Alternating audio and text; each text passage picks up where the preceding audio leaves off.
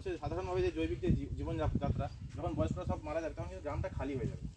তাহলে বাচ্চাদের কিন্তু খুব গুরুত্বপূর্ণ ভূমিকা এই গ্রামটাকে সজীব রাখার জন্য, প্রাণবন্ত রাখার জন্য। ঠিক তেমনই জলজ পরিবেশেও কিন্তু ওই ছোটো মাছেদের সেরকমই গুরুত্বপূর্ণ ভূমিকা। ছোটো মাছ যদি না থাকে তাহলে পরবর্তীকালে বড়ো মাছ কে হবে? ছোটো থাকলে তাই সেই তো পরবর্তীকালে বড়ো হবে। তাহলে আমরা যদি সব ছোটো মাছ ধরে নিই তাহলে বড়োটা হবে কে?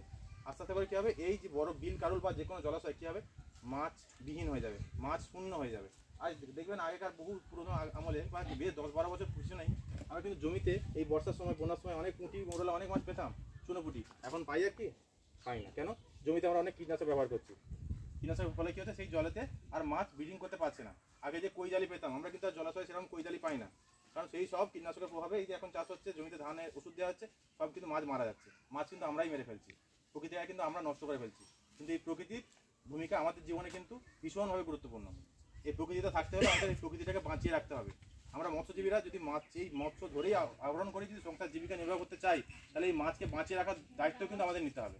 শুধু মাছ নয়, মাছের সঙ্গে সঙ্গে এসব সাহেব যেটা বললেন বন্য প্রাণী, কচ্ছপ, আমাদের বন্য প্রাণী যে বনের যে দপ্তরের যে অ্যাক্ট রয়েছে 2002 সালের যে অ্যাক্ট, সেই অ্যাক্ট অনুযায়ী কিন্তু এই সমস্ত যে সমস্ত প্রাণীগুলো আজকে তাদের মানে অস্তিত্ব সংকটের মুখে চলে যাচ্ছে, সে সমস্ত কিছু প্রাণীদের লিস্ট তৈরি করা হয়েছে। এবং সেই সমস্ত প্রাণীদের যদি আমরা মারি, আমাদের ইচ্ছা মানে ঐচ্ছিকভাবে হোক বা অনিচ্ছাকৃতভাবে হোক, মারলেই কিন্তু সেটা একটা পানিশেবল অফেন্স, অর্থাৎ শাস্তিযোগ্য অপরাধ।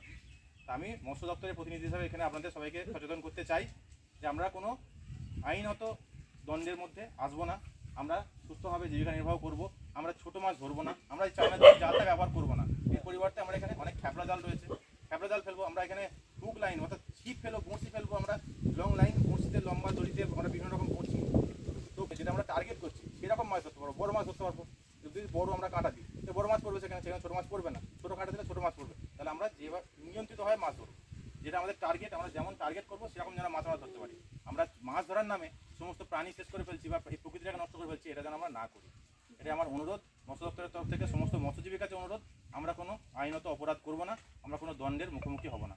আমরা সুস্থ স্বাভাবিকভাবে আইন মেনে, আইনকে সম্মান রেখে, প্রকৃতিকে বাঁচিয়ে আমরা কিন্তু আমাদের জীবিকা নির্বাহ করব। ধন্যবাদ।